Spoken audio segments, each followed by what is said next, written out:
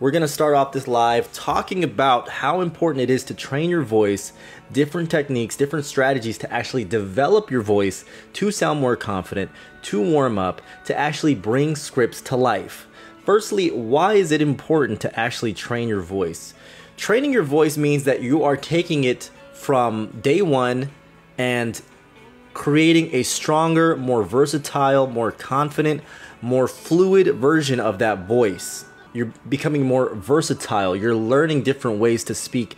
You're learning how to create an interesting sounding voice so that the audience, so that the listener follows along and they understand your message. So there's a lot of reasons why it's important. That's what differentiates you from an everyday person. That's what differentiates you from an AI voice, is your ability to train your voice to sound interesting, engaging, all those things that I mentioned. So that's why it's important. And it's going to help you get jobs, by the way. Training your voice, making sure you have a great voice, confident voice, is going to help you get jobs. It's going to help you get noticed. It's going to help you get booked. It's going to help with repeat business because they love your voice. They want it again and again and again. Cool. So a couple things that I like to recommend is experimenting. You want to try different kinds of scripts. This is how you get out of your comfort zone.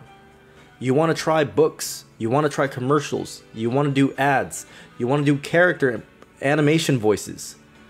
All of these are great ways to get out of your comfort zone and actually start learning what kind of voices you can do, what kind of range you have.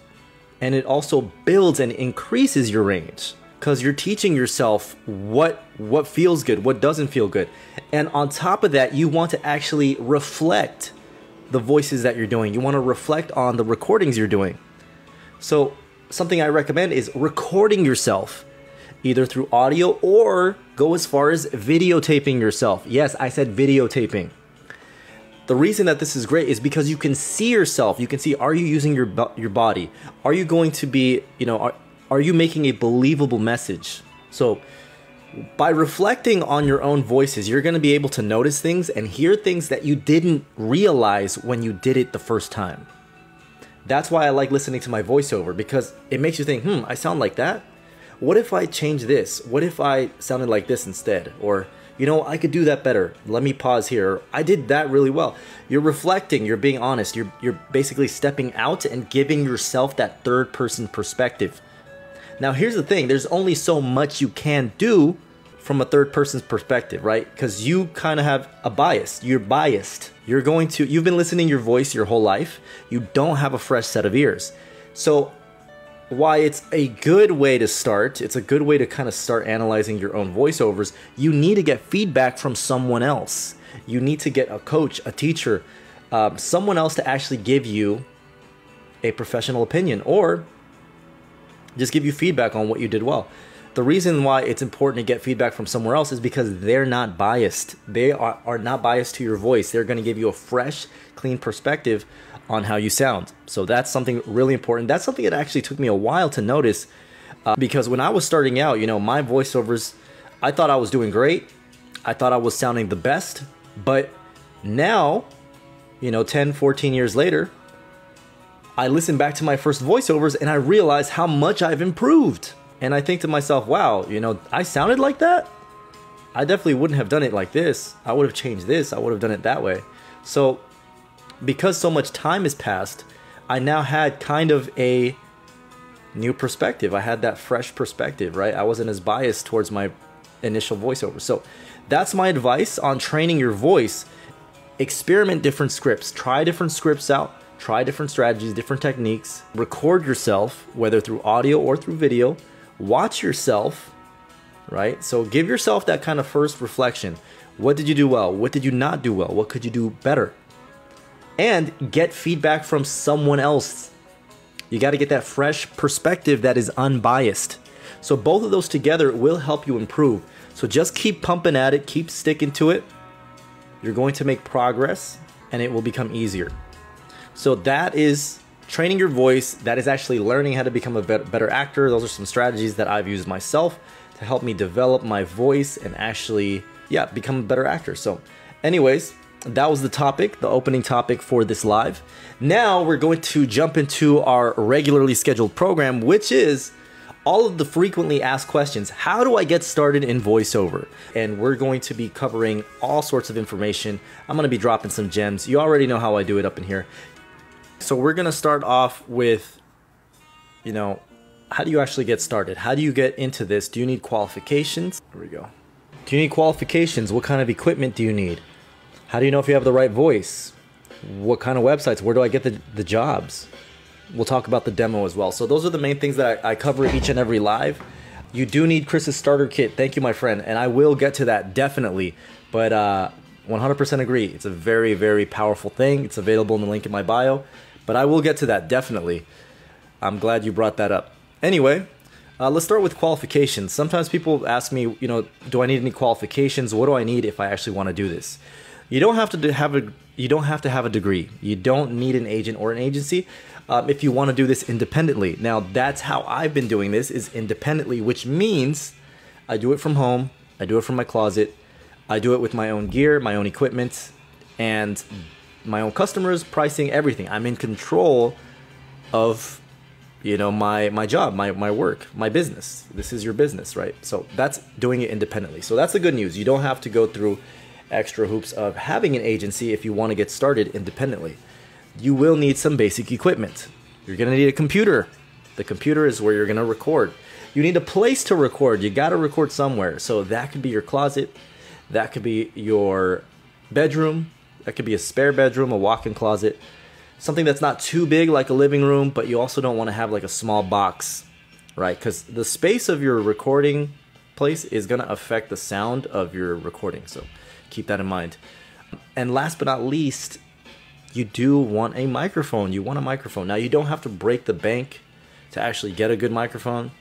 There's lots of good microphones, different price points. I think the sweet spot is around $100 for a good microphone, but you definitely can get something around $50 if you're just starting out. If you want something even better, something around $200 and up will get you some really great results. So anyway, different price points for different mics. Oh, Notes, what's going on, my friend? Good to see you. It's been a while. What you been up to? So yeah, that's the equipment. Computer, recording space, microphone. Next, I want to go into how to know if you have the right voice for this. People ask me all the time, how do I know if I have the right voice for this? So the good news is there's all kinds of projects. There's commercials, there's ads, there's apps, there's audiobooks, there's games, I mean, you name it. The list goes on and on and on. So that means that there's a need for all kinds of voices. Male voices and female voices. Whether you're 20, 30, 40, 50, 60, 70, 80, your voice is going to connect with a certain audience, with a certain group of people. The most important thing is to actually train your voice. Kind of how I started talking about in the beginning of this live. Train your voice so that it sounds its best, so that it sounds its most confident, so that you know what kind of scripts you can do very well. So that's my advice there. All right, now everybody always asks me, what about the jobs? Where do I actually find the jobs? Where do I find the projects? So most of my work comes through voiceover websites. So the one that I've been using for the longest is called Fiverr. I've been using Fiverr since 2010. Awesome website. Basically, you can offer any sort of service and get paid for it. In our case, we're going to offer voiceovers. So here's the thing. You don't just want to make a profile online real quick. You don't just want to do that. There's a process that you want to follow first.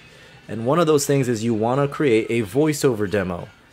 The demo is basically like a short portfolio. It shows customers what you sound like. It shows customers your versatility, the styles you can do, the genres that you can do.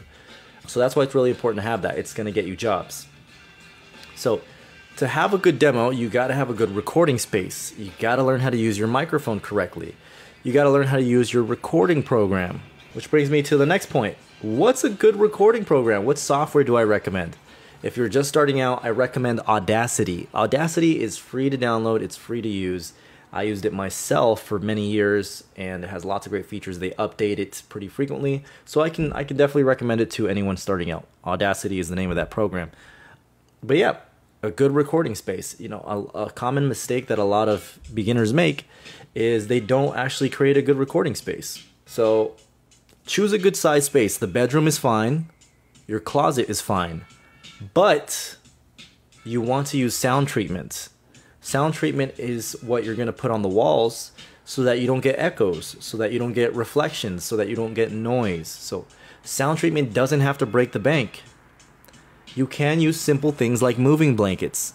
Moving blankets only cost like $5 to $10 a pop. So super affordable. You can do this. It is very attainable.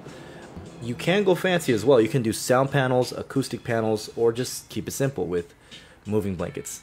It's Fiverr with a V. That's the website I use. Now again, you want to learn how to actually create your first demo so that you can show people what your voice sounds like, so that they can listen to it and actually decide if you're a good fit for their project or not. Now, I know this might be a lot of information. It might be a little intimidating if you're just starting out. That is why I created a step-by-step starter course that walks you through all this information on how to get started. So what kind of mic to get and how to use it, how to put your recording booth together in your closet or in your bedroom, how to train your voice, different techniques and strategies to develop your voice, sound confident, and discover your style. And the most important one, recording. So step by step, how to record and edit in Audacity. So all of that information and resources is in the starter course. The starter course is a one-time $27.